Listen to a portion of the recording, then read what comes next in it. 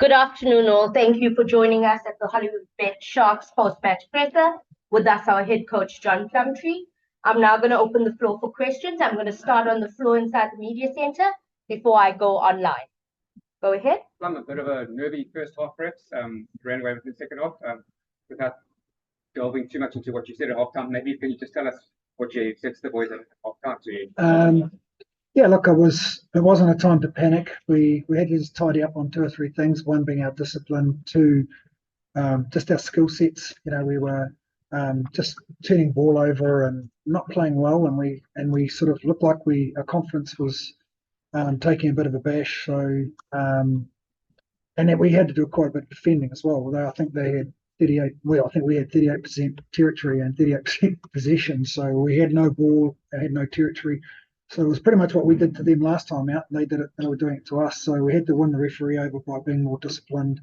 That was a big message, and just believing in ourselves that if we can tidy up some of our skill sets in both units, forwards and backs, that we could get on top of them. I felt, our attack, if we built pressure, we could get them. And at the same time, we had to be more patient defensively because we're either going offsides or conceding penalties at ruck, and that was allowing them to get into our corner, and then we've got a yellow card and with even going off, so that applied more pressure. So yeah, there was an easy story to tell at half time. We just had to fix it up. But a lot of pressure from them as well. I mean, they came out with a better side than the one that put up 2 weeks ago as well. Yeah, well, they knew what to expect, and I guess we did too. But it's nerve-wracking for both coaching groups because you just never know what they're going to change, and when you play a side that only a couple of weeks ago. So I think they did a great job on us by applying that pressure, and they would have been favoured at half time. But yeah, again, it just goes back to us nailing a few things that we had to do and getting on top of them, and then we thought once we did that, the confidence would come and the crowd would get behind us. That second half probably the blueprints of what you want to be able to be doing in the future, isn't it? Yeah, well, the battle's won up front, like most games, and it's built around a pack that builds pressure, and then if you can pressure, you can your contestable kicking game, particularly, or you win the kicking game, and then you get discipline right. It goes a long way and into winning, but you still need quality moments, and I thought the Pimps came up with that with Lacanio's try. The try was caught on the right edge. James Fenter's try was a beauty, and then we went to work with the pack in the second half and got them in a scrum a couple of times. I think Miguel Knox, Vincent Bongi, massive up front against a good Scottish front row as well. So pleasing 80 minutes. But I guess I'll go back to saying, the big thing for us was not to panic at half time. The boys were a bit quiet. Wasn't going according to plan, but it was really a case of just tidying a few things up. Okay, two more on the floor before I go online. Go ahead. Coach, congrats on the win. Spencer walked off the pitch just before half time. Can you just give us an update on that injury if you got it from? Yeah, shoulder injury, but I haven't had time to chat to the medical team yet.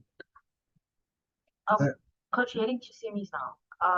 Do you think you've sort of built that dream team heading to the end of the Challenge Cup? Oh, sorry, do you think you've built your dream team, the perfect team for the rest of the Challenge Cup? Oh, no, we're not perfect by any means. No, I mean, every contest is just different, isn't it? So we've got, we leave tomorrow, we fly tomorrow, we go to Scotland, play Glasgow, then down to Wales, play the Scarlets. So we've got a couple of big games before we get to the semi-final, but certainly, that semi-final, we'll have one eye on that and use the next two to build our game. There's probably going to be some changes next week. We had a few guys that had a big workload. We'll freshen a few up, and then we'll start our prep. Thank you. Moving online, media online. Are there any questions? Yes, there are. Peniso, go ahead. Good afternoon, John. Congratulations on the result. How are you feeling? I mean, it's a first ever semi-final for South African team in any European competition. It's a tournament that the Sharks, despite what happened in URC, have played well, and this is probably the toughest game yet. And you guys have come through with flying colors. Oh, thanks for saying that. How am I feeling? I'm feeling great. I mean, I'm just happy for our fans and all our stakeholders here at the Sharks. We've got many people that follow us around the world, and they haven't had a lot to share about, but now they've got something to really look forward to, and it's us playing a semi-final in London.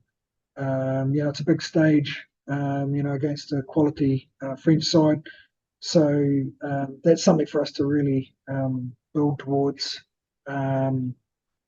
So yeah, a lot can happen. We've still got 2 games before that, but yeah, it's the team's happy. I mean, this is always going to be a tough challenge playing Edinburgh again a couple of weeks later, and I'm just really proud of the coaches, the way they've been working hard, give up a lot of their time, and I'm obviously happy with the leaders and the way we adjusted in the second half and got that done. So yeah, really pleased. Next question, please. Online. Hi, Novashni. Asi, go ahead. Coach, how important was the sort of the forwards in today's game in terms of, again, at certain moments in the game they were sort of putting you guys on the front foot? How important of a role?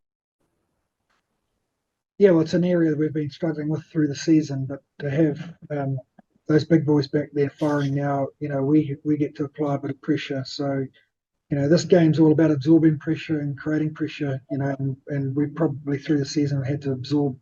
Now we're creating more. We can ask some questions of the opposition. So that's what we can do now, and the players know that, and and that's why we feel confident. We just, again, we weren't perfect, so there's still heaps for us to be better at, but we know what a threat we are if we get a whole lot of little things right. Thank you. Any further questions online?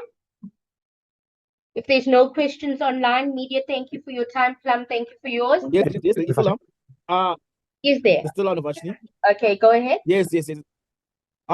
John, now how does the selection conundrum now work for you? Because I mean, we've seen, for example, the Bulls have left out some of their best players to focus on the URC, besides the fact that they're playing later this evening. How do you juggle it now? Because the Challenge Cup now becomes the next best option for you to get into the Champions Cup. Yeah, that's right. So the URC's gone for us, but we still want to do well every week. There might be some changes next week. Like I said earlier, there's been a lot of players that have had a big workload. Look at our front row. And not just that, players through the season. So we'll get a chance to freshen a few bodies up, which is going to be great. But doesn't matter which team I put out. The expectation is that the boys do their very best for this franchise or this club. So yeah, but we've got something to look forward to, which is way better than not having anything to look forward to. Thank you. Are there any further questions before I close the presser? Okay. One more. Kanisa, go. So please. Go ahead. Yes. And John, just to Yamasuku, yes, again, introduced him in the Stormers game, and he's just immediately stepped. Are you asking about Siamasuku, Kanisa? Tab week after week. Yes. Okay. So it's I basically think my line may be bad this. Yeah, Yeah. No, I can't hear him. so he's asking about Siamasuku and him making the step up week after week. Oh, was that the question? Yes. No. If that was a question, Yes, it was. Sorry, the line's a bit bad on my side. oh, well done. So yeah, no, really proud of Sia. Yeah, he had a few bad moments today, but I'm really pleased with the way he recovered.